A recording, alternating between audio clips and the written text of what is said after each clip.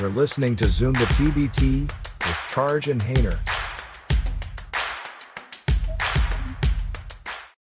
This is Zoom the TV of Charge and Hayner. My name is Andrew Hayner. As always, my partner Charge is guessing from a hotel of apparently a karaoke bar outside. So we're going to hear the dulcet tones of things we don't want tonight, but that's live. That's just how it's going to be. How you doing tonight, Charge? Oh, I'm doing awesome. What a big day. Obviously, we all look forward to this every single year. Selection. What is today? I'm traveling Wednesday. 21st, Selection baby. Wednesday. So yeah, just exciting day. Great teams into the TBT 23, and can't wait to have some great guests on and talk a little TBT tonight. Oh, guests. So do you want to announce the guests or shall I? Yeah, why don't you announce the guest? Okay, so from Big Five, we have GM Rob Holloway. Rob, how you doing tonight? I'm doing good, guys. How's everybody night going? Doing good. Doing great. And of course, we have the People's Champ, the assistant coach, shooting guard, GM, and general poobah, the Joe Johnson stopper, Ott Elmore. Ott, always glad to have you on. What's up, buddy? What's up? Always glad to be on with you too. My favorite TBT podcast. See, we love that. We love that. Okay, let's get right into this because we want to respect people's time and have a good time with this. So we're going to talk about this. So first of all, and you guys know this, obviously we have the main bracket, and we already know where the regions are going. A lot of matchups, a lot of the final games are going to be fun.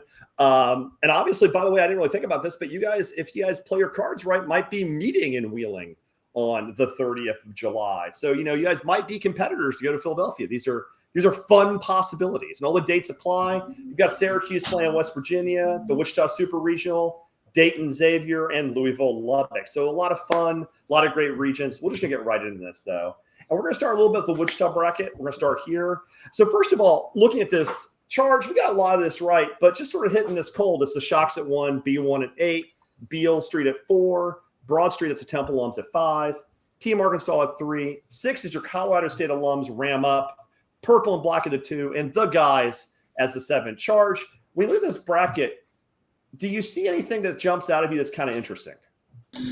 Yeah, this one here, I think TBT got right on the money. This is one we struggled with in the bracketology because there was 2 Wichita regions. There happened to be a lot of rumors behind the scenes of team movements like Beale Street and Broad Street Birds that we couldn't quite account for. But this one here, I think, is as clean as you can get. And, obviously the Aftershocks have really enjoyed that home court for years now. And obviously the team to beat. But, you got solid alumni teams. You've got, pretty heavy new alumni teams with Beale Street and Temple. I think could be very, very competitive and give Aftershocks a run. But from a surprise standpoint, not a whole lot here shocks me. I love what they did here, and the matchups are great.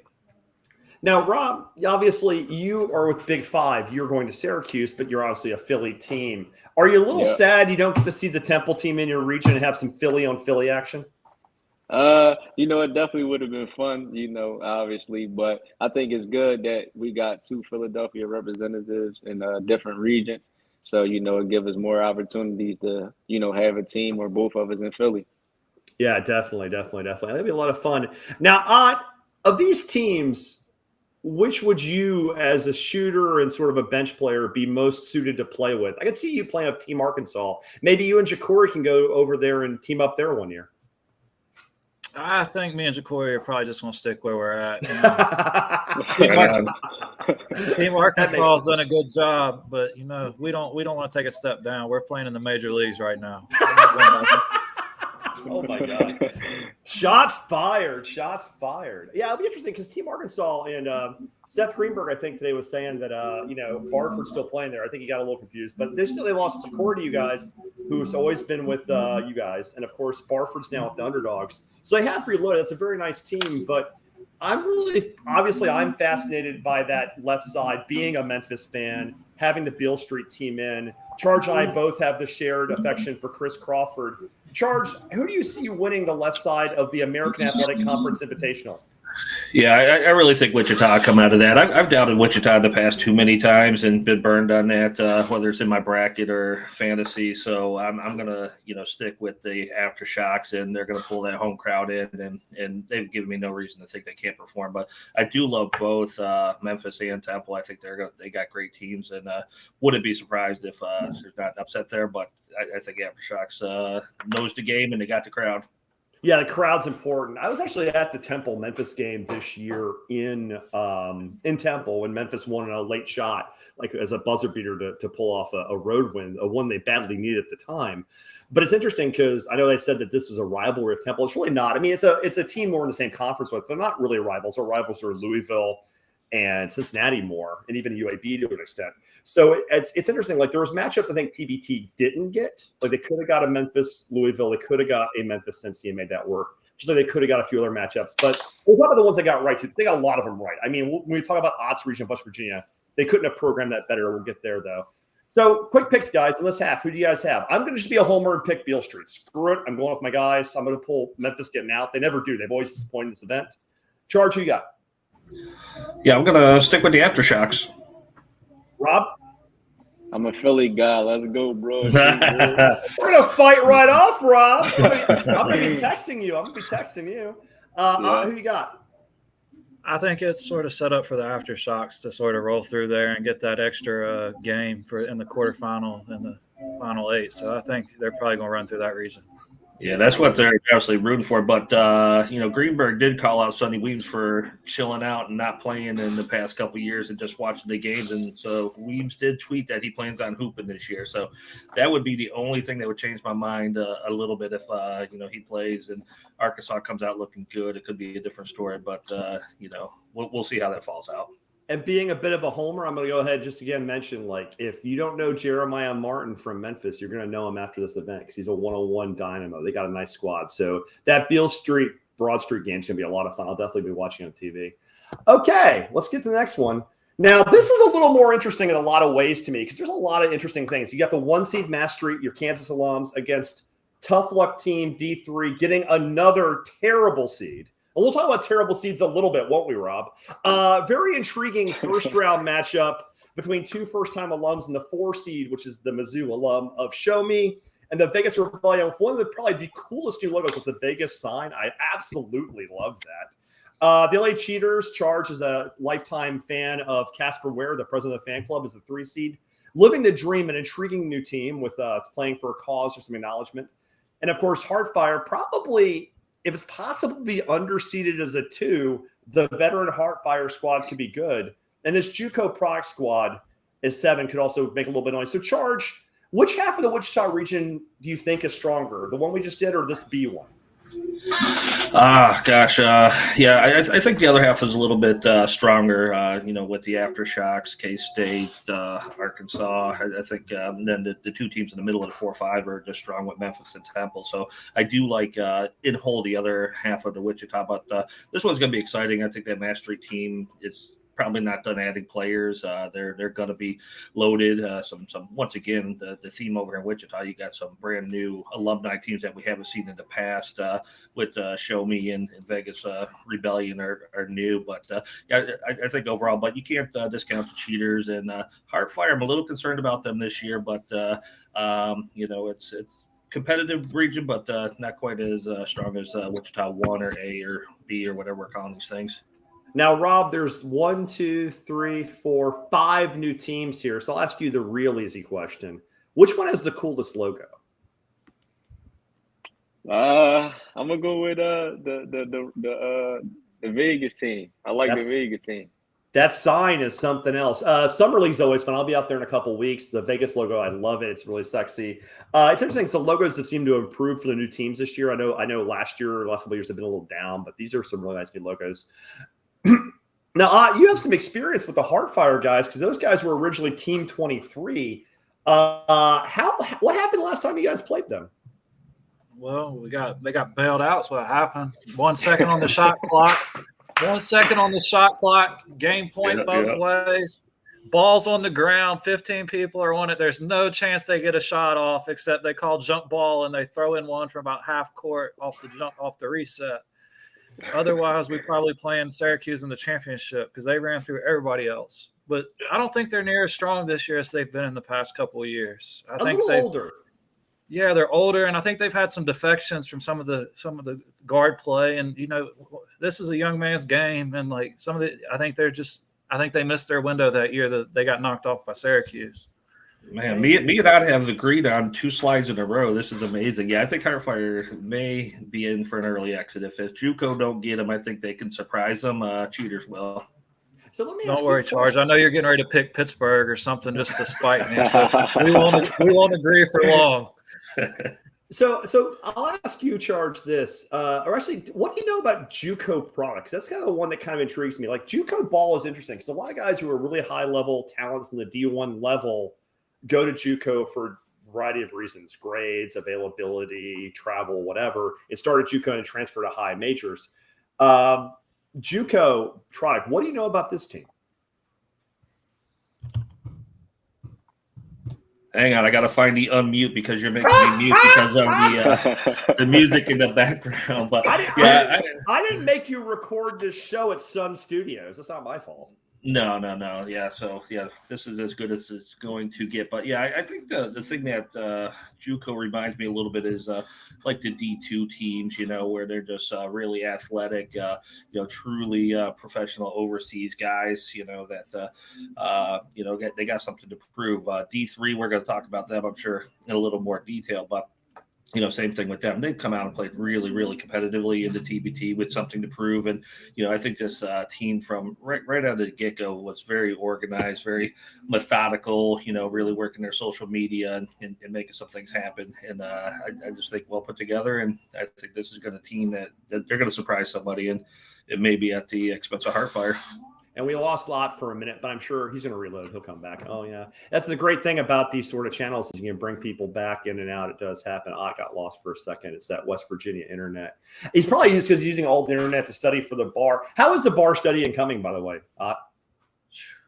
It's tough. It's a lot of work. It's a lot of work. But I'm in Virginia, thank you. So don't be hating on West Virginia internet. This is Virginia. I mean, what are we talking about? Right over the border? That's all the same. Yeah. No, we're 15 miles past the border. That's funny. Yeah. That's funny.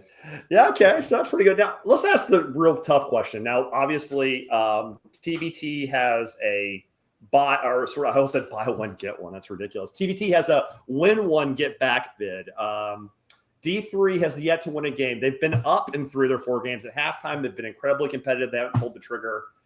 What are the odds they can pull off a massive upset here? Charge, any chance? And as you said, we both went to D3 colleges, and I think there's 0% chance. I don't like the matchup. I think Mass Street is going to be one of the surprises of the entire tournament. I see them really just kind of running through. Especially this left side. I think that right side gets a little tougher with cheaters. But unfortunately, I think it's going to be a tough matchup. I don't believe they have Deemers rostered right now, who's kind of always been their go-to guy. And so I think it's going to be a tough run for D3. So I'm going to take a different point of view. I'm not going to say they're going to win. I'm not going to call us. I am going to call a massive upset later, but I'm not going to call it here.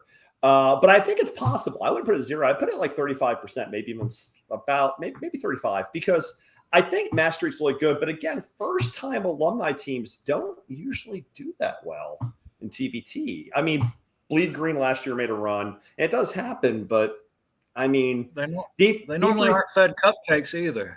What's up? They're normally not fed a cupcake either. Well, D3's not anybody's cupcake. They're a full meal. They're a sit-down 5-course meal. I mean, they haven't won yet, but they've put everybody through the ringer. They're not a cupcake. Yeah, but they're missing. I think they're missing some of their better players, like you mentioned. The Dimmers do. Mm-hmm. Sure, Eric. Yeah, far and away their best player, and they're missing him this year, so that's going to make it real tough. Yeah, but they also went and got some guys who were D1 players who did D3 to D1 transfers. What they should do is they should get Duncan Robinson to play. That's what they needed to do. By the way, clear something up for me on tape real quick. If the Heat had called up John Elmore, they would have beat the Nuggets, right? I mean, it's a fact, right? I tell you what, he can shoot and score, so it couldn't have hurt. They couldn't put the ball in the basket, and that's what he does best. Fair enough. Okay, let's get out of Wichita. Let's go to Lubbock. Let's go to the deep south, the Texas place. Now, I actually love this bracket, and Charge knows a little bit more about it. It's a really fun bracket. Air Raiders that won, the Texas Tech alumni, Purple Hearts, which is a really interesting team. I believe they're playing for gun violence, which is really interesting. That's an 8 seed. They're the buy-in, I think. The Enchantment at 4. Last year, they got to host. This year, they're the 4 seed in a very competitive game against the first-year alumni team, Austin's own. I always bear a slight grudge against Austin because I applied to grad school in Texas and did not get in. The 3 seed HBCU, which is a high quality program, they made the regional final last year in Rucker. Very good program, coached by Robert Jones, the head coach in Norfolk State, a guest of ours and a friend of the show. In the lab, which I know Charge is fascinated by because despite the looks of us, because neither of us are fashion plates, he kind of follows this stuff a little bit more. So we'll ask him about In the Lab and his thoughts there. Bleed Green, the darlings of last year's tournament, and Everline Drive's worst absolute nightmare. And Rise and Grind, a new team coming out that not a lot's known about, but a pretty quality team. So, Charge, let's talk a little bit. Talk to me about In the Lab as we teach you up for that. Where are you going with that? Yeah, this team should be really interesting. I'm not really sure what we're going to get. Obviously, Devonta Friga plays with them, Devin Williams. So it's probably one of the more recognizable, brands out there in, the social media world. And Friga is obviously very popular with his YouTube videos. We talked about the guys briefly over there in the St. Louis one, but I think this one's an intriguing matchup, and just the whole right side you and me disagree a little bit on. I really wish I was kind of hoping in our bracketology we saw In the Lab kind of fast and flashy versus the Bruisers, LA Cheaters for the Drew League. I was really hoping for that to be the matchup. That didn't come through, but it should be fun. Great brand of basketball if they stick with it. The guys kind of went away from their brand last year. I think it'll be much better this year, but I think overall though, Bleed Green's got a pretty easy path to the regional final, which you totally disagree with. Yeah, I 100% disagree with this, and I'll ask Rob and Ott to come in as they want, but I think this is actually HBCU's have to win. Honestly, they were really good at Rucker, which is a much more unforgiving environment, a difficult place. They took the challenge of playing on concrete. I believe Morrow's coming back. He was electric, a great player for them. It really hosts. You talk about guys who may or not play, and normally you hear a big name guy, and you hear he's going to play, and you're like, yeah, sure, he's not going to show up. But Kyle Quinn, I mean, former Nick, and he actually played for Robert Jones. Like, he played for him in college. So this isn't like you're going, oh, I'll play. Like, he's supposed to actually be there. And if you can get a guy like Kim on this court, HBCU's not to be screwed with here. And I could see them actually winning the whole damn region. But let's talk a little bit about the left. We'll disagree about it a little bit more. But, like, if we can manufacture this Air Raiders Austin's own matchup of Texas Tech and Texas, this Big 12 Southwest Conference family thing. Rob, how much fun would it be to see some Texas on Texas crime?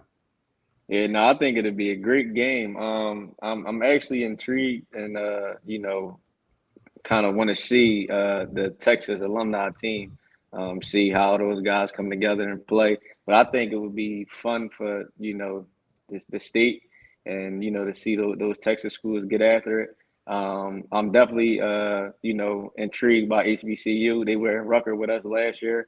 That's a hard-nosed, tough team. They play together. Physical. And they just play the right way. So I definitely think this is a great region for those guys as well. I think they, like you said, it's kind of up to them to lose it, right? I think they can win it. We do these shows. There's a lot of thoughts going through our heads. And I almost forgot that since you did play in the Rucker last year. Can you talk about how difficult an environment that was to play in? Yeah, well, I feel like for the guys, obviously everybody being pros now, you really don't play outside as much, especially at this intensity level, for $1 million, but, for us, we only was able to play the one game out there because our first game got rained out.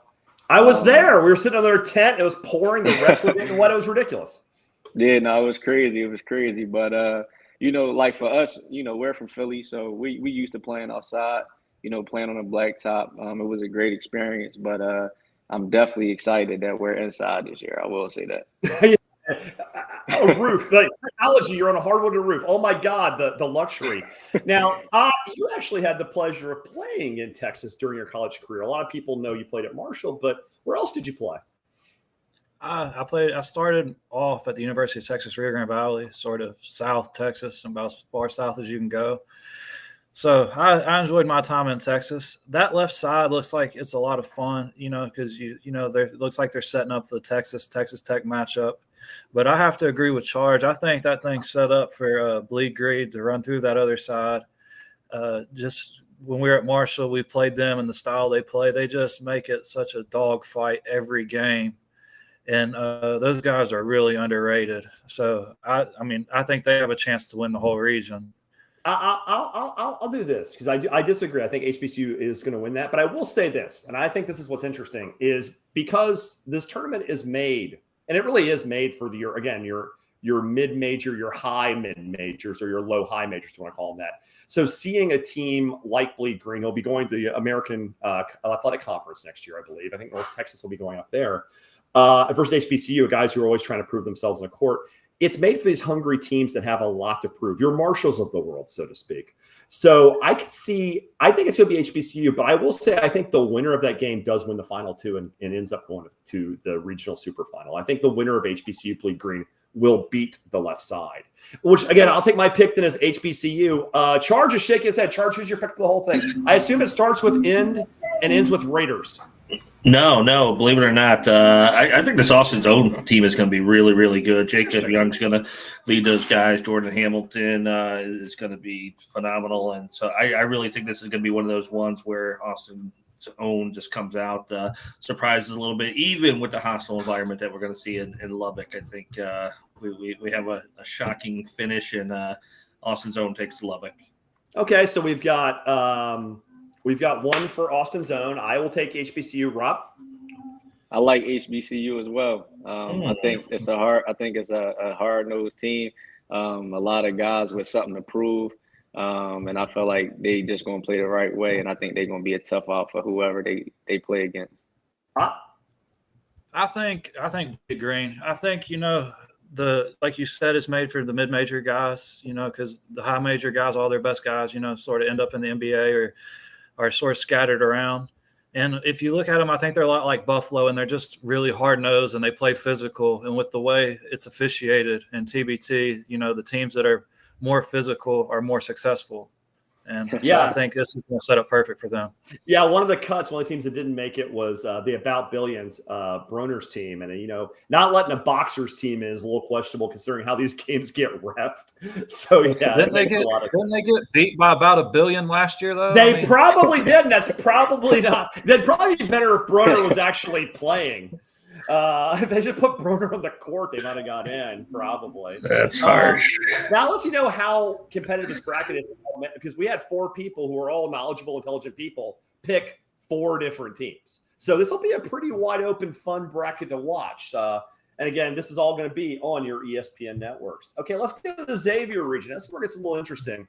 Autism Army, or Program for Autism now, I don't think they changed the logo on the site, but that might be a different logo. They will be your 1 seed. They got respect. I was in the chat for the TBT announcement show today, and Delroy James flat out said the disrespect. So they're coming ready to play against TDRC. Always a historic team, and then they're always come to play. They knocked out my Memphis alums in 2018 on a bucket by Darius Washington, killing his own alums. Always a nasty little memory for me. The East Tennessee University alums, the Buccaneers is your 4. The winning and coming back Fort Wayne champs at 5.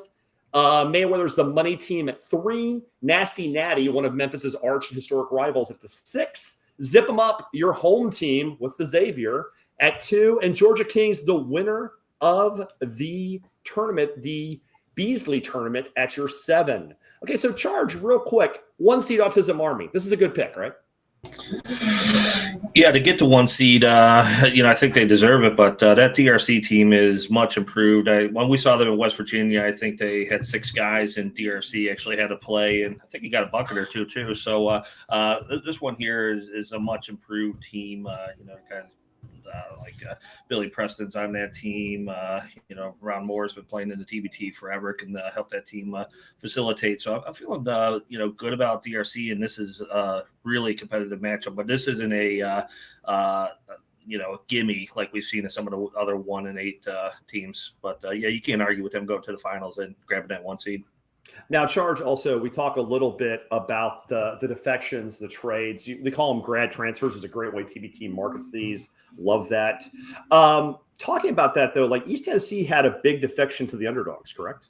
Yeah, DeSanta Bradford teaming up with Jalen Barford leaving the Arkansas team. So, this one's tough. But they're still a tough team, with Bo Hodges and crew. So I think these guys are going to be fine, especially in the 4 or 5. I know Garrett's probably out there listening. He was out there listening earlier. But Fort Wayne is that team that nobody ever talks about, but wins every single year. And we had him on the podcast last night, the night before. And, they find guys who just play together, want to win, no egos, just play winning basketball. So that's a phenomenal 4 or 5. It's just, great left-hand side when you look at 1-8, 4 5. These are all teams that you wouldn't be surprised if any of these guys went to the regional final. Absolutely. Now, Rob, you front a lot of teams are alumni teams or cause teams. You front a regional collective team in Big 5, affiliate area guys. Now, the money team is also collective. They're just based around the color of money, green. They're just here to get paper. So would it be easier for you if you had Floyd Mayweather's money? Oh, no, for sure. Definitely. I think it'd be easier for everybody. Yeah, definitely. So, looking at the right side here, is there something like, do you see Nasty Natty putting up a fight to get us a crosstown game, or do you think the money team just goes ahead and makes this happen? I think the money team gets rid of them, and then I think Zip 'em Up probably wins that game and then wins the region. I think whoever wins Zip 'em Up, the money team's probably going to beat Autism Army.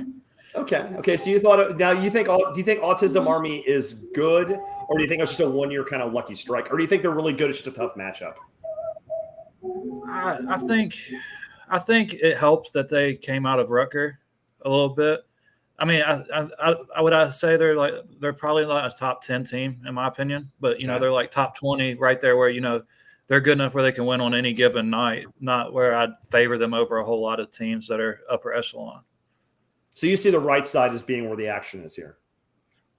Yeah, I think TMT and Zip 'em Up are probably just going to be a little bit younger, and I think that'll probably help whoever wins that game.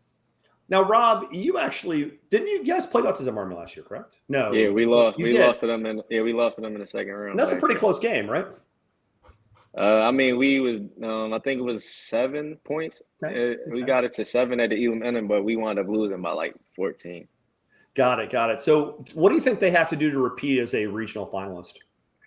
I think they just really need to kind of play the same style of basketball as last year. They added a few guys that wasn't on the team last year. I believe like AJ English, I believe D'Angelo Harrison is his name. And another guard. So I they got a little more younger guys that's still elite pros, and that can score the basketball. But I think if they could play the same way, because they had a lot of chemistry last year, they was unselfish. They also was a tough physical team. I think if they can bring all those traits back, I actually think that they could win this region. Yeah, definitely. So it could be pretty interesting. I think it's going to be a very competitive region. So who are you picking, Rob? Since you got the mic. Yeah, I think Autism. I think once again, like a hard-nosed team. I really like hard-nosed teams that play tough, that's physical, that's going to fight every possession, and I believe Autism, does that. I like Autism. Okay, yeah. So who you got? You got money team or Zip? I think Zip 'em Up gets it. Home court will be big. And I think, like you mentioned, Autism's big and physical, and I think that really helped them playing outside. Like if you would have played the Big 5 game against them indoors, I think it would have been a little bit different. But they were sort of set up for outside. They were big, physical, and they could sort of just wear on teams inside. But I think that side of the bracket's not really great. So I expect them to play, either zip them up or money team. But I'd probably pick zip them up. Okay, it's interesting you mentioned the physicality too, because at the first game we were there, and I was actually interviewing Delroy, and Delroy he's a small forward, but he's a monster of a man. He's a huge mammalian man, big guy, very strong, very athletic. And I said, star center, Delroy James, and he was, to my defense, he was listed on the website as a center. I didn't make this up. And he goes, stop, start over. He goes, I'm a small forward. I looked at him. This guy's 6'8", and I'm like, you're a small what now? You're not a small anything. He is a huge man. And he played a lot in the post. He can shoot. So, the physicality of them at all positions is pretty interesting. Charge, what do you got here? Yeah, before I get my pick, I think TBT did awesome on these brackets. 6 out of 8, absolutely perfect. But what was wrong with putting Nasty Natty down to the 7 and bringing the Kings up to 6? That's what the fans want. Out in Syracuse, which we haven't talked about yet, you got the UMass Rhodey Way game. Flip those two. Let's just call an audible, say it was a typo on the screen, and just get this matchup and do it. It's kind of that much anticipated one that we've heard that in West Virginia all these years, so they're probably gonna kind of knock on each other again this year. But Georgia Kings is once again a team that people are gonna sleep on, but Xavier Moon is ridiculous. This guy can take over a game and win it himself if he had to. So Zip 'em Up's got a tough round 1. TMT is much improved with guys like Mike Scott, CJ Ellaby. So they're going to be really good. And I think this is the year that TMT goes to the regional final and makes another nice run. Yeah, I'm not taking TMT. They're really good, but when you throw the teams together every year as kind of mercenaries, I do kind of wonder about it. I'm going to write Autism one more time, honestly. I think they're going to win. I think they got a cause. And I think I think they're going to have a relatively his first game. DRC is good, but that East Tennessee Fort Wayne game is going to be an absolute war, like just bloodshed. And since this is tight regional time, it's game. They don't have an extra rest day. They're a short rest day scene. So I think they'll actually have a chance to go ahead and capitalize on everybody else having one more tough game. And they didn't flip Natty and Georgia Kings because they wanted to give Zip 'em Up a better chance to win. I get that. They're protecting the gate, they think. But yeah, I don't know, though. I mean, Natty did play extremely well last year. Sure. They've already lost Ellis. Trey Scott's in Canada, so I can't imagine he's playing. So that matchup was made in heaven. We should have gotten it. We need it. So I'm with you. Hopefully it comes around at some point, but I just don't see it this year based on how strong. And again, I will bitch, and we're going to talk about where TBT got the things right, and we being independent can be critical. Because again, we can be critical. It's with love. We love TBT. It's why we do the podcast. We're big fans. But if you couldn't put Memphis and Louisville, our other major rival, Cincy, you could have put us here. You could have gotten a Memphis-Cincy game, and we hate each other. That also would have been great television. And plus, you could have gotten that as a first-round game, made us duke it out, and then the winner gets Zip 'em Up. And that would have also been about the same kind of thing. And just moved one of the two teams who don't have national fan bases. While Autism Army and TMT are wonderful teams and have national followings, they don't have a local following. They can go anywhere. So the questionable of putting teams with followings that are national and online versus people that will buy tickets is, to me, very interesting. Now, I say that knowing damn well there's a logistical reason or a price reason or just an honest reason that I don't know this didn't happen. So I say that critically, not having full information. So Autism, we've got Money Team, we got Zip Up, we got a mix here. So we got some pretty good picks. Again, talks to the openness of this event about how many good teams there are. We're all picking different teams, and none of us sound dumb doing it. So, okay, Syracuse. Okay, there we go. Rob gets to talk. Okay, so we got your defending champs, the 1 seed, the Buffalo Alums, Blue Collar U. We have the most underseeded team in the tournament at the number 8 seed Big Five, which is a criminal act that should be literally should be investigated at the War Crimes Tribunal in The Hague. Rhodey Way, the University of Rhode Island alumni, true story, Rhode Island is not an island, against the UMass alums of the Commonwealth. That'll be a fun 4-5 game. Your 3, the nerd team, from these guys from academically wonderful schools, against 6, the Happy Valley Hoopers, the alumni of Penn State, a not academically aligned school. Number 2, you got Boeheim's Army, which is the Syracuse alums, against Team Gibson, number 7. Charge. How surprised are we that they moved Temple and they didn't put it in Peacock Nation? Yeah, I mean, after seeing the teams, though, it really worked out well. I think, Temple did an amazing job this year in the offseason, putting together truly a well-branded Temple alumni team. They had a lot of great social media Temple-based accounts following them, getting the support of, the university. So after the fact, not surprised, but yeah, we all thought it was going to be, a pretty simple Peacock Nation gets in because they were much improved with Sharon Armand, Devin Funchess, Desi Washington was back. But I like the way it played out in a hindsight because we have some great matchups here, and this is going to be a competitive region. And then Team Gibson would be one of the ones I guess we would say was the one who knocked Peacock Nation out, and they look really solid as well. So not a bad team in this whole bunch at all. Not at all. And then we talked about Rob with that 8, which I'm sure he'll elaborate on. But you still got to show up with a roster. Of course, TBT is going to assess everything. But to win a game last year, you assume you're a top 32. Maybe you'll get a 4 seed. But fall all the way to 8 was kind of shocking to me, Rob. Yeah, well, definitely. Yeah. So let's play a game. It'll be me and Ott counterpoint, and then Rob can go in. So I'll be the devil in the shoulder, and Ott can be the good guy. You ready for some bad cop, good cop, Ott?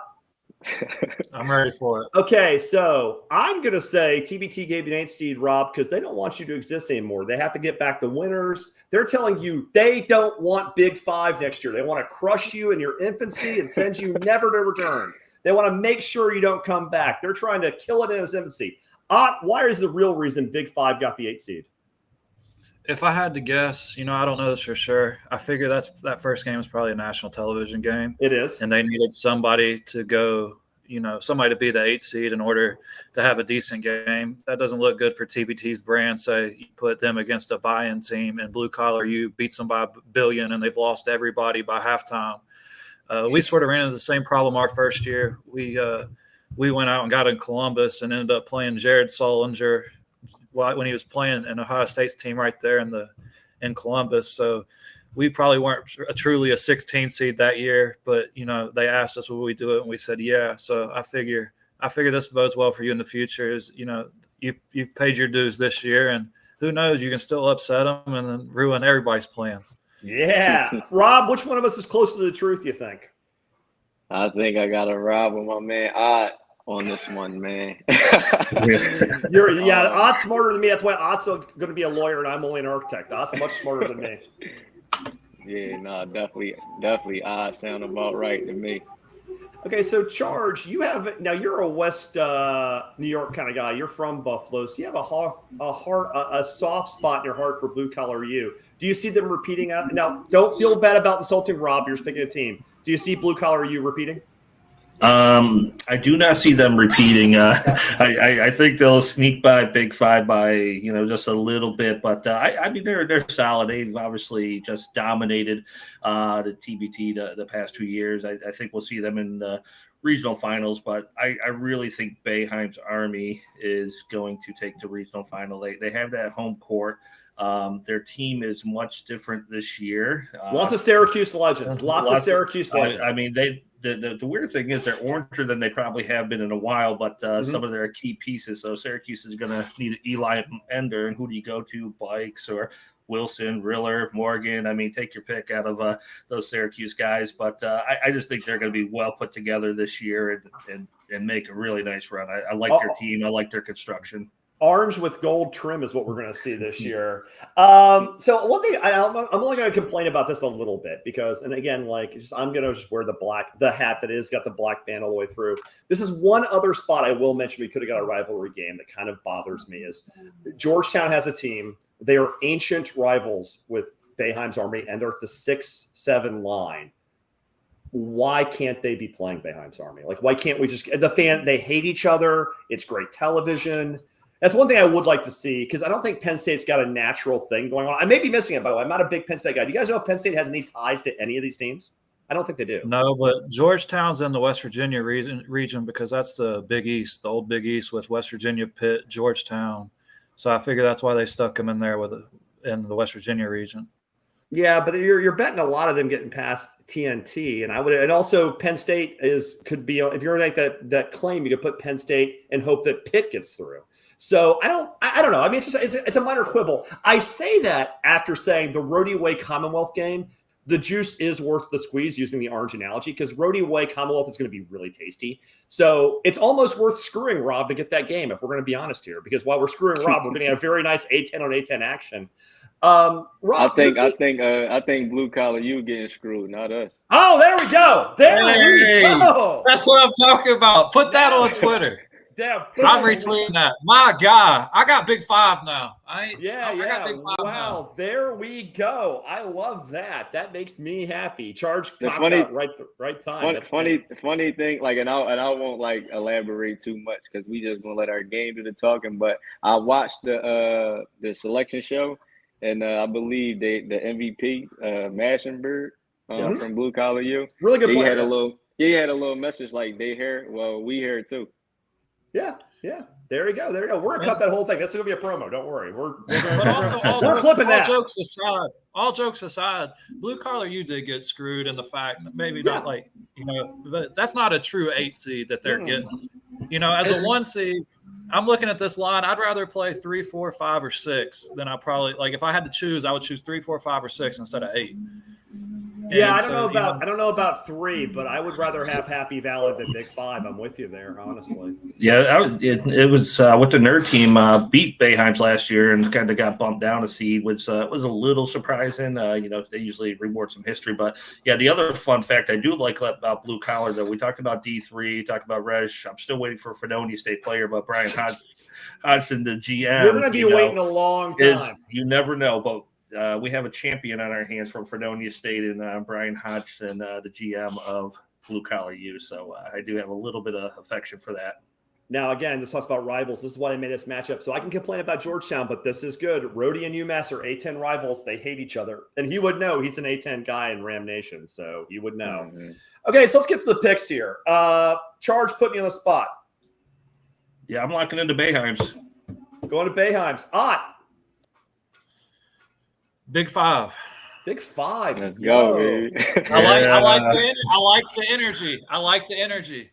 Rob, you don't have to pick. We assume you're picking your own team, and I won't make you say it unless you want to.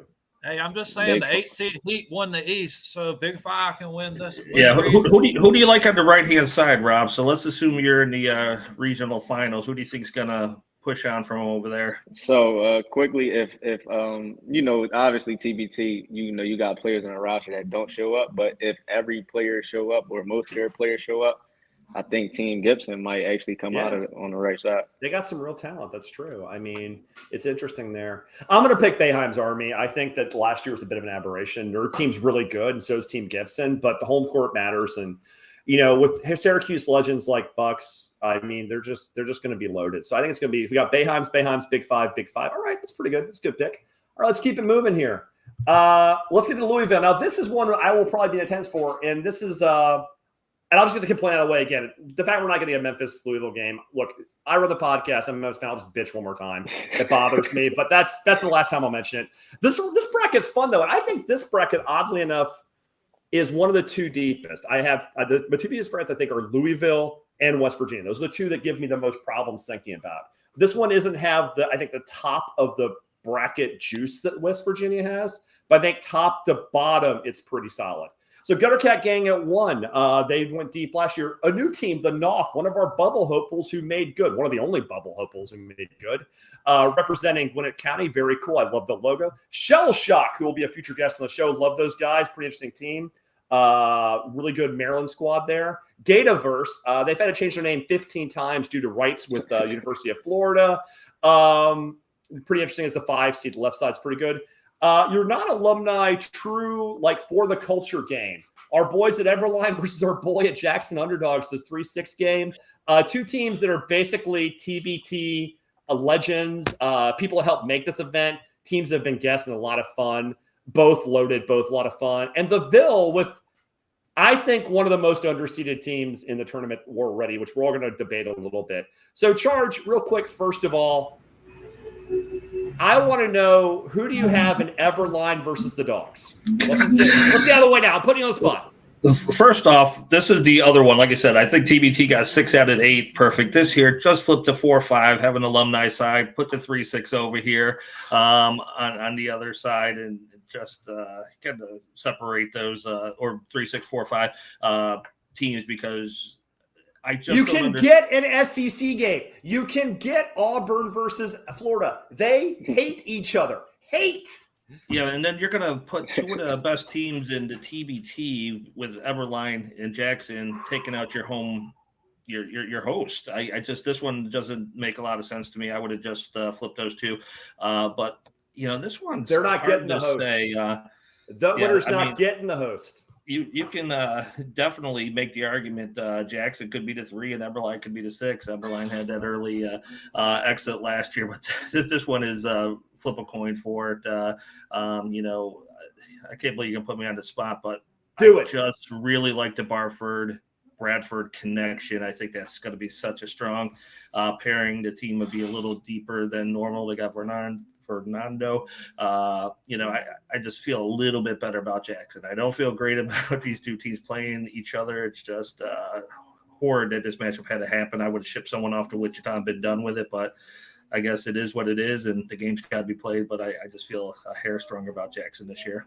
Yeah, I'm actually, oddly enough, and we're just going to make some friends of ours mad, because obviously you do this podcast and if you're friends of everybody. We've had Jackson on, we've had Eberline on. They're both great guys, great squads, love them both. Matt, Jake, I'm sorry, I'm going to agree with Charge. I'm going to go with Jackson too. And I think it's criminal you guys are playing each other. And I think, and by the way, it's a coin flip. It's going to be a fantastic game. It's probably the TBT Lifers games. It's 2 teams that are TBT Pacific, and that's going to be right down to the Elam. But I'm going to pick the Dogs too, actually. If I'm wrong, great, because I love Eberline. They're fantastic guys, so I'm definitely rooting for them to be great. So that's tough. Now, Rob or Ott, actually let's go with Ott first. How long does the Louisville team stay alive? 1 round. They win the first round. Win the first round. As much love as I have for them Auburn boys, they seem to get shellacked quite a few times. So I like them beating. I like them getting by War Ready. Then I think Jackson's criminally underseeded. That backcourt of Barford and Bradford, I think they're going to win the whole region. So I think Louisville sticks around for 1 round.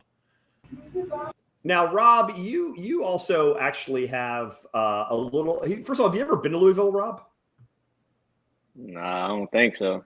Here's what Louisville's given us as a city. They've given us Hunter S. Thompson, Bourbon, and the Louisville Slugger, and nothing else. The city can be burned to the ground as far as I'm concerned. In fact, it's funny. I'll probably be there for day 2 of travel, and I've already had Charge promise me that he will bail me out if I get in a fight there, which is quite likely. Charge, you're bailing me out, right? Yeah, I got you. I just go do your thing, and I'll pick you up at the station next morning. Let you sweat it for a day. So, okay, raise your hands if you think I'm crazy. War Ready knocks off DeVille in the first round. Raise your hands if you think I'm crazy. 1. No, come on. Ott raises it both. I think the pickup. I think the pickup is that I think the biggest under the radar signing is getting Sean Willett from D2 to defect to War Ready. They have a family relationship there. Charge, real quick. You've seen? Oh, somebody just actually in the chat just raised their hand too. AJ, I think that's probably my fault. And I'm also crazy. I don't think you're crazy. I don't. Think they're going to pull it off. Sorry, Matt. Which Matt was drinking heavily last night after he found out his 7th seed. But I think DeVille. I think they're still going to be a strong team. I'm not anti DeVille, but I mean Eberline and Jackson, Tennessee are going to be amazing. But and you mentioned Sean Willett. That's what I can say with War Ready picking up Sean Willett. I think they, have one of the stronger teams they've ever put together. So kind of same vein as Rob getting the 8th seed. These guys won last year and got the 7, so it's tough. But I think DeVille's going to pull it off. But you're not crazy. It's nothing's impossible to TBT. I'm going to go ahead and say it now, and I'll let you guys discuss. I have a price on this limit because I'm not a lawyer who's going to be rich like Ott, because lawyers make more money than architects. But Charge, what do I do every year if the team I like the least? What do I do? You put a bounty out there. Put a bounty on them. So if you're listening and you knock off the Louisville team, I will be bottling you a bottle of alcohol. a nice top shelf bottle of whiskey or bourbon since you're in Louisville. So if you knock off the Ville, your drinks out of one nice bottle of bourbon are on me. That's how much I hate Louisville. True story. My girlfriend's first gift, we've been there for over 20 years, was tickets for us to go to a St. Louis University versus Louisville game. This is back in 1999. May Denny Crum rest in peace, by the way, one of the greatest coaches of all time. He won Louisville's only 2 titles in 1980 and 1986. Because remember, they only have 2 titles. You can look it up. And I spent the entire game yelling at Denny Crum. I can't believe we're still dating because I just said horrible things to this nice man who's now passed. So I truly, and it's sports hate. It's not like you actually hate these people, but I have an abiding distaste and hate for Louisville, the 2-time national champion Louisville. Rob, Louisville, who do you got in this region, winning out of this region? What do you think? To be honest, I feel like this is definitely a kind of flip a coin region. But I do like the backcourt of the underdog, Jackson, Tennessee. So I'm a rock with Jackson, Tennessee. What do you got? Jackson. I like that backcourt. Charge? I was shocked that we have not even mentioned Gutter Cat Gang one time on this slide. Now's a good time. Now's a good time. 1 seed. I mean, these guys are extremely loaded. Guys like UJ Peterson, Chris Jones. I mean, these guys are really, really good. But, it's just one of those teams that they always seem to fall just a little bit short, when it matters. And so I'm going to roll with the underdog still. Actually, Brian Littman says right there, Gutter Cat goes as far as QJ can take them. All right. You said Gutter, right, Charge? No, I love Gutter Cat, good folks over there, but they always fall just a little short. And so I'm going to go with the underdog, stick with So hang on. Redford. All 3 of you picked the underdogs, and I'm going to pick them too. So you're telling me we actually all agree on one region, and it's only one that has a 6 seed. That's just wild. Put your bet in now. It's a Put your bet in now. There we go. Yeah. Put your bet in now. We all picked underdogs, which means Everline Drive in a walk because we're obviously idiots. War Ready takes it. Matt Michelle and team. They're getting runs. One. They're getting one. They're getting my bottle of whiskey. As Billy Vitrone just said, he wants me to buy a bottle of Russ Swiss whiskey, which I will. By the way, I will say this. Russ Smith is made for this event. He is a conscienceless scorer. So he is made for this event. So watch. I'm gonna be wrong about wording. They're gonna lose by 1 million points because Russ is gonna score 7 million points or something. But this region is really, really deep, though. I mean, they got Onawaku. I mean, they've got some ballers with Russ Smith. It's not as good at the top as West Virginia, but it's the deepest. It's going to be a fun region. This is the deepest. I definitely disagree. What? Who do you think is the deepest region? I think West Virginia. I don't think they're as deep. I think they're better at the top. Really good. I would feel really good about playing 4, 5, or 8. Well, I'll tell you this, buddy. I'll tell you this. 7, 8. With your team, you should feel good about playing the fucking Miami Heat. You got a loaded team. Fucking getting Chicory. Speaking of most underseeded teams, we have Rob, who's criminal at 8. Already's a criminal 7, and I think I should have given her like a 0.5, not even a 1, a higher than that. Like adding Chicory, this team's sick. We'll get to that in a minute, though. Hey, we'll get to it actually right now. Here we go. Next one up. We got West Virginia. Last 2 we got. West Virginia got 1. Best Virginia. 8. The Dubois Dream. I get it right, Charge? I always say it wrong. Du Bois? Du Bois Dream. Yes, How am I supposed to look? I'm just cultured. I'm cultured. Heard that the number 4 seed against Pitt's Zoo Crew at the 5, challenge ALS Florida as a 3, which this is just insane talent at the top. A very good Dogtown team. This is your Georgetown alums at 6. Chris Wright defects from Autism Army. Sideline Cancer as your 2 seed. Obviously, they always come to play. And Ram Nation, who's won millions of games this event, is a 7. Okay, I will say this. Maybe look at this again. This might actually be deeper. Make the case why it's a deeper region. I think I'm already convinced looking at this again. Well, I think if you take the top 4 teams, just looking at the top 4, you might have a 1 seed in one of the Wichita regions. You might have a 1 seed in the Lubbock region. I'm trying to think where the other one was. Hey, Charge or not Charge? Look at the screen. Hey, they might be. Put your money in and see how good that works out for you. Like if you just look at the top 4, those could all be 1 seeds in some of the other regions. Absolutely. And then And then Zoo Crew has got a loaded roster. They even have a former Heard That guy listed on there. So how bad could they be? Georgetown, that's a big time program. Maybe if we get Patrick Ewing in there coaching them, I'd like it a little bit better for us. So we'll see. VCU's got Ram Nation. You know what kind of program they are. So I mean, too soon. So I mean, there's no cupcakes. I don't even know anything about the Du Bois Dream. I'm sure they're coming for the party, and then they're going to be sent home relatively quick.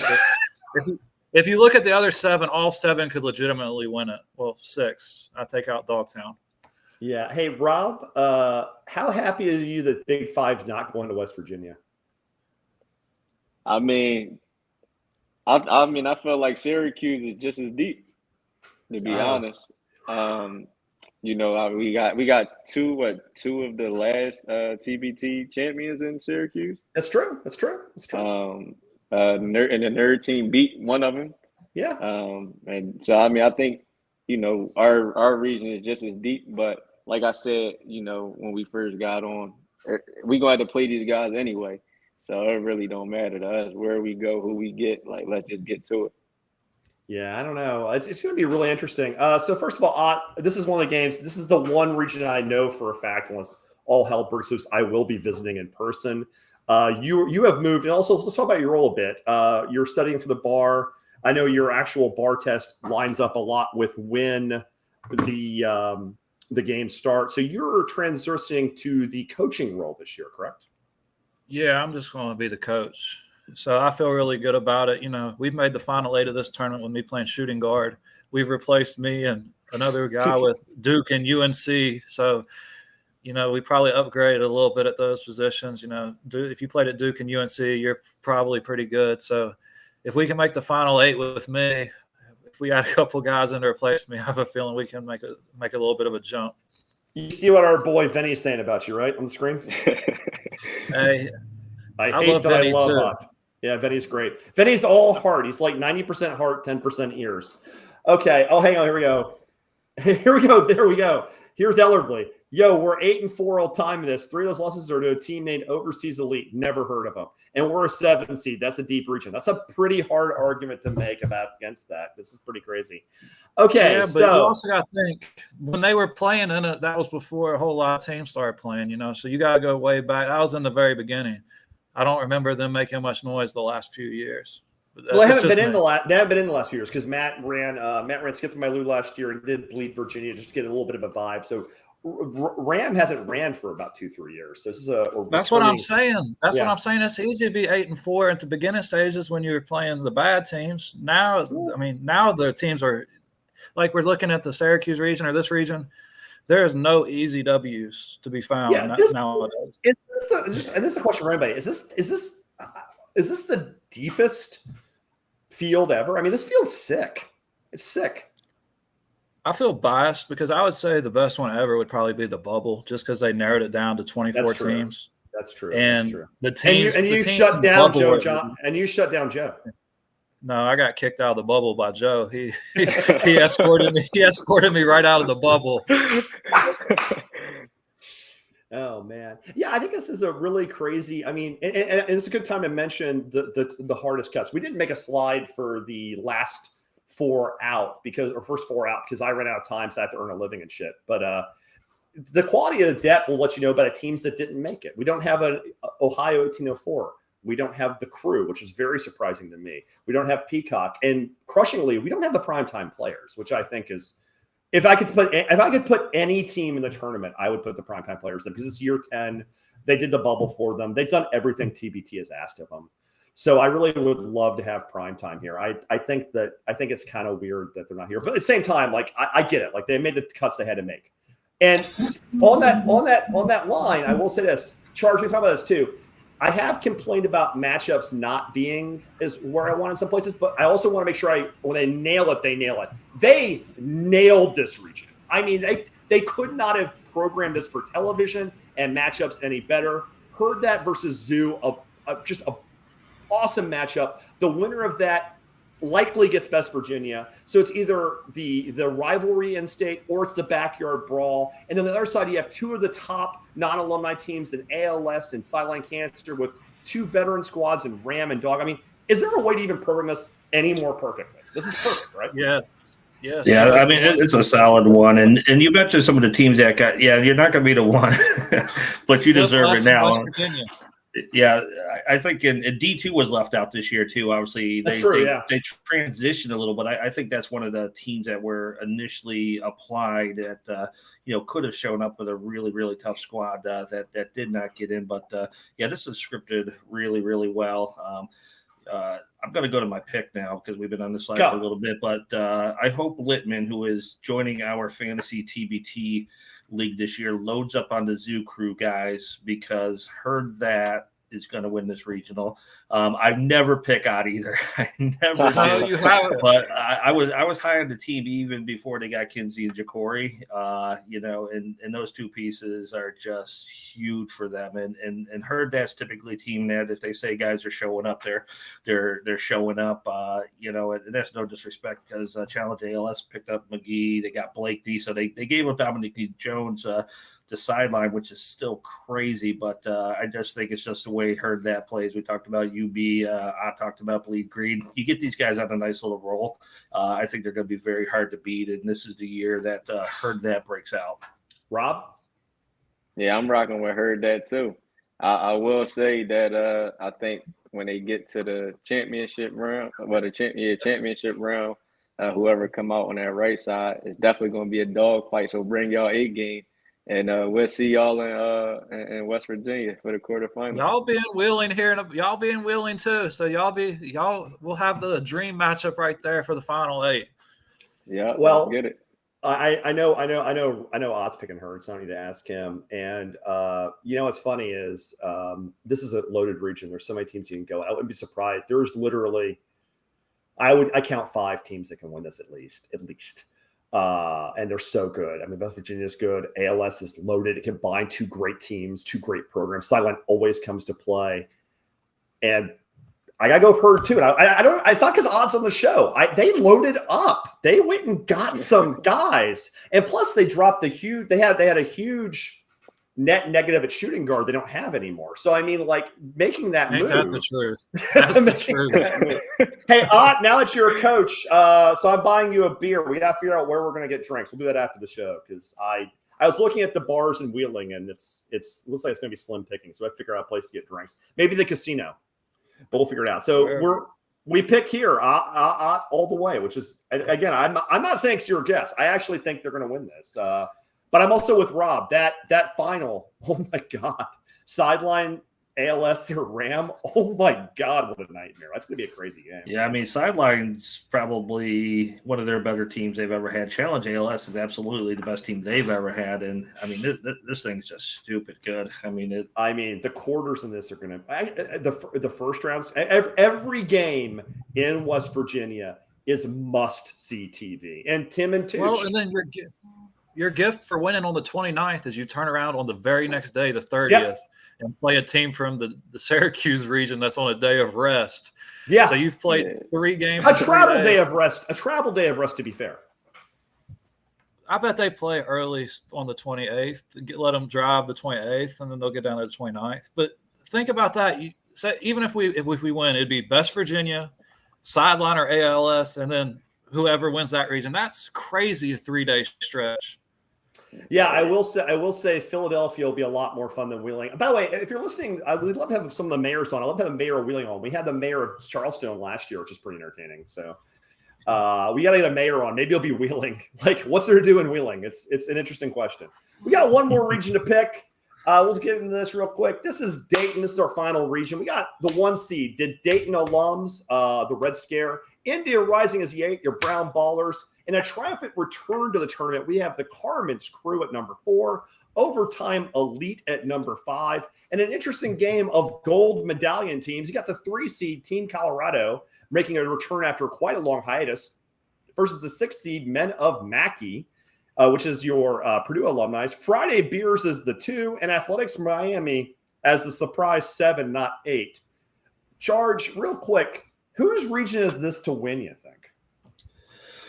This one here, I do not think Friday Beers lets me down this year. I think they put some amazing pieces together. They've kind of transitioned, which I'm still sad about the Armored Athlete brand, which is still at the root of it and the culture. But I think Friday Beers is loaded up. Obviously you got AJ, Vinny over there recruiting. They got some great pieces, and I would be surprised if they don't take this regional.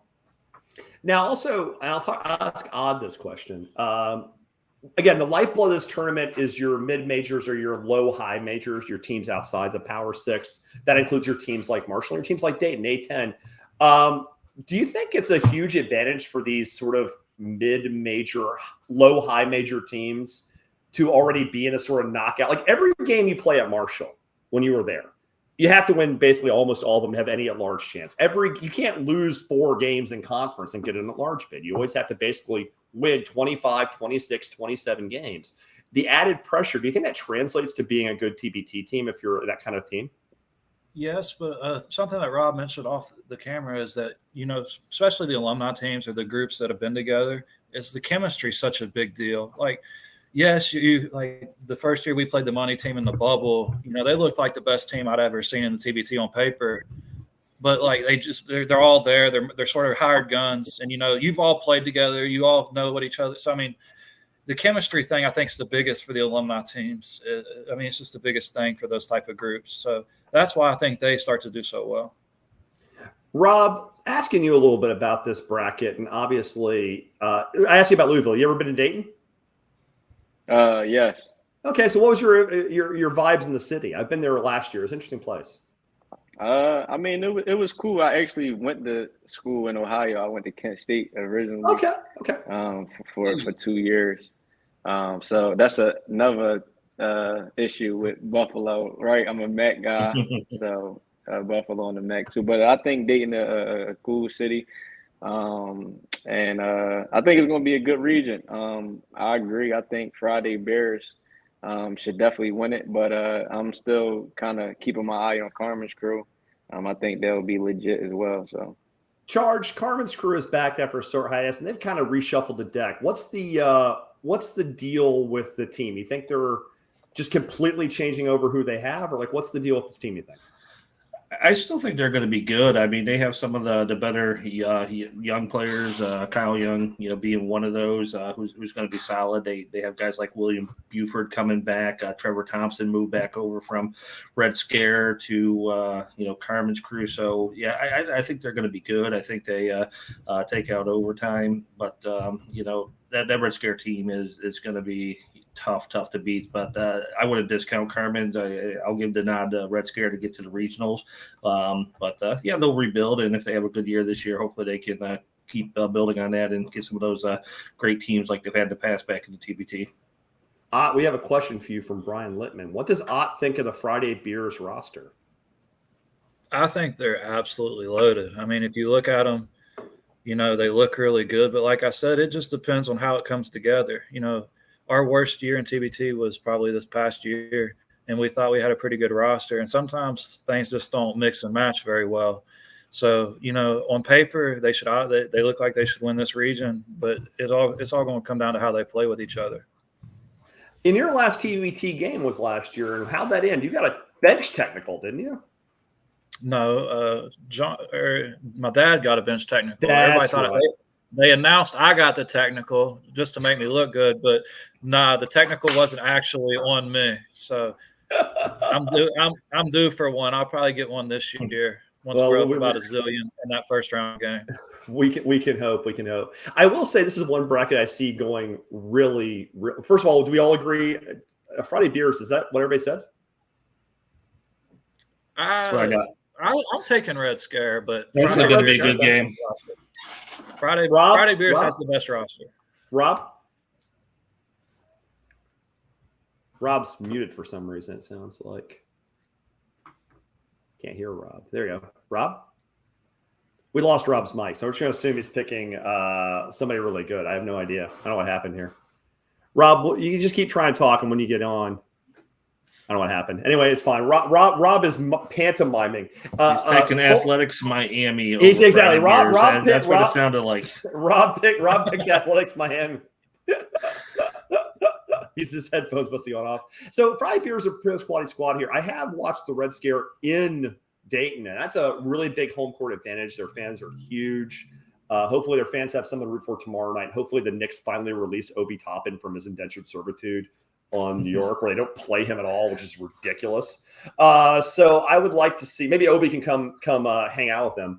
I think the Beers too. And I will actually say, I have a lot of respect for India Rising Overtime and Athletics. I don't see any of them even really challenging Carmen's Red or Friday Beers. I think the 3-6 game, Colorado and Mackey, will be a lot of fun. That'll be the most competitive game. But unlike West Virginia or Louisville or Syracuse, where every game is going to be a dogfight, I think the first round here is going to feel really chalky personally. And which, when I say that, means I'll be completely and utterly wrong. Hey, Rob, Soundcheck, how you doing? We've lost Rob. Rob, just keep talking. Eventually, we'll hear you. I think this is a way of Rob. I think Rob's headphones went out. That's what it is. So we'll just let Rob. Rob, you can do charades. You can make Rob, you got the voice of Rob saying that's the match. That's a bad matchup for Buffalo. That's all the Rob needed to say on the set tonight. Exactly. Okay, so here is the field in huge format, which is always fun. We've got everybody here. Charge, looking at this field, just the easy question: Is this really the deepest field? You look at it this way; it's just insane. Yeah, I mean, it really is, and I think TBT. I mean, you can nickel and dime. The last team out, was it prime time? Was it B1? Was it whoever? But at the end of the day, I mean, that's a coin toss through those bottom 3 and 4. But absolutely the deepest, and I think what we're seeing is really this influx of quality alumni teams. So, Memphis is back. You got Temple, you got Missouri, you got, UNLV. And, that's really helping build, a bigger fan base for TBT. But the quality teams, these are all, great colleges, great fan bases. And it's great for TBT. I mean, you got the Georgetown team this year as well. So I just think it's come a really long way to Ott's point. Back in the day, it wasn't as deep and it was, a little top heavy. You had a few teams making a run every year over Cecil Elite, of course, VCUs, Bayheims, but now it's, we think we kind of have a feel for who's going to be competitive this year, but you're truly getting to a point where anyone can beat anyone. Okay, you're obviously our unofficial co-host. I think you've done this show more than anybody else in the TBT community. Your final thought on this? This is a pretty deep region. Is there anything that stands out to you looking at the teams this way? Yeah, I'm going to champion Rob's cause because looking at that 8 line, there's only one team down there that don't look like the others. You can look at all those teams and think, like, man, that's an easy, I would love to have any of those. Like, in Big Five, just, that's not the same caliber as 8 seeds. So I know we lost my man Rob, but I'll champion that cause. That's a terrible line for them to be on. Rob is trying to log back in. Let's see if we can get back in. But yeah, I think definitely having Rob, it is. I would say D3 also looks a little different than the other teams. They haven't won, but they've been competitive. But yeah, I think Big Five is without a doubt the best 8 seed, and I see them being grossly underseeded. I see. I'm gonna hammer the War Ready drum. You guys don't have to. I see them being underseeded. I see underdogs being overseeded. Let's pick a bad guy. Here's Coos feels overseeded. Everybody above the herd. That's just real tough, man. That's just real tough. I'm gonna stick with Heartfire, man. I think Heartfire is gonna struggle this year. That's the one I just think is gonna have a tough time, and I don't like their matchups real well this year. So I think that's the one that I wouldn't be surprised if they do get knocked. I understand Air Raiders, Mass Street, I understand why they did it. Those are both sort of quote unquote home teams, but those aren't number 1 seeds in my opinion. Like if you ranked everybody 1 to 64, those teams ain't making the top 8. Well, but you have to do it against the region you're in because this is a business enterprise. You're going to put the teams where they can get the ratings and get the fan base. So I don't have a problem with either of those teams. I even though I think Heartfire is 1 year older and they're already an old team, if you made them the 1 seed over Mass, I couldn't argue with you. I would be okay with that. I think they're probably the better team. They have more of a track record, but like the Air Raiders thing doesn't bother me. The rest of them seem pretty accurate. I mean, I think this is Herd's best team, and there probably are a true one or two in that region. But the 1 to 4 is so flat. There's no bargains anyway, so I don't think it's really a big deal because no one's getting an easy touch. Not a single team. If I'm picking an overseeded team, it's weird. I don't think any of the 4. I'm going to piss off one of our friends, but Team Arkansas doesn't really feel like a 3 to me this year. They've lost too much. I think they might be slightly overseeded. Monty's probably going to get mad at me for saying that. I think Colorado's overseeded as well. How are they above the Carmen's Crew Cats? I mean, yeah, I don't know, but I mean, it's still. But having said overseeded, underseeded, and again, this is where we'll mention the knockouts. We wish Primetime was here. We wish it's sad to see them here. Mize guys, which is the spiritual followers of Showtime. That's always a sad thing. Peacock didn't get in this year. They had a really good team last year. The Crew. So that's like the 4. Am I missing anyone charge that they're the ones we're talking about? No, I think that's it. Like I said, I mentioned D2 earlier, but I kind of got a vibe they were going to have some trouble early on. Just didn't feel like it was coming together. But no, it's a great field when you look at it top to bottom to 64. Rob, you ready to pitch the ball up and go? No, yeah, I'm back now. My air. Yeah. Yeah, but no. So in that Dayton region, I said Friday Bears and Carmen's Crew. I think will be in the finals. Okay. Nice. Okay, there we go. Okay, so I'll leave the last word to Ott, and we'll close out. Ott, any last word for our listeners? we'll see you in Wheeling when we play Big 5 for the championship on July 30th to see who makes it to Philadelphia. There we go. That's a great way to end it. This, as always, has been Charged. And actually, before you end the thing, we'll be back with more content soon. Please keep listening. We got all of our regional previews coming up. You might see Ott again. You might see Rob again.